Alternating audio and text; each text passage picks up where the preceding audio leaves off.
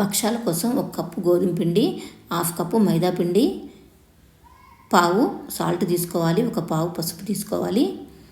తర్వాత ఒక 2 స్పూన్స్ నెయ్యి వేసుకొని తర్వాత వాటర్ వేసుకొని దాన్ని మొత్తం ముద్దలా కలుపుకోవాలి, మెత్తగా కలుపుకోవాలి. తర్వాత 1 కప్పు బెల్లం తీసుకొని దానిలో వాటర్ వేసుకొని కరిగించుకోవాలి. తర్వాత 1 కప్పు శనగపిండి తీసుకోవాలి, నెయ్యి సరిపడినంత తీసుకోవాలి, బొంబాయి రవ్వ 1 స్పూను, ఇలాచి కూడా తీసుకోవాలి. తర్వాత పొయ్యి మీద కళాయి పెట్టుకొని నెయ్యి వేసుకొని దానిలో బొంబాయి రవ్వ వేసుకొని శనగపిండి కూడా వేసుకోవాలండి. కొంచెం వేయించినాక దానిలో మనం బెల్లం కరిగించుకున్నాం కదా, ఆ నీరు వేసుకుంటూ కలుపుకుంటూ ఉండాలి. మధ్య మధ్యలో నెయ్యి వేసుకుంటూ ఉండాలండి. తర్వాత ఇలాచి కూడా వేసుకోవాలి. తర్వాత మనం గోధుమ పిండి పక్కన పెట్టుకున్నాం కదా, కలుపుకొని దాన్ని తీసుకొని ముద్దలాగా చేసుకొని మనం చపాతీలాగా చేసుకొని దాని మధ్యలో మనం ఈ పాకం ఉండలు తయారు చేసుకున్నాం కదా, ఆ ఉండల్ని మధ్యలో పెట్టుకోవాలండి. పెట్టుకొని చపాతీలాగా చేసుకొని కాల్చుకోవాలి, అంతే.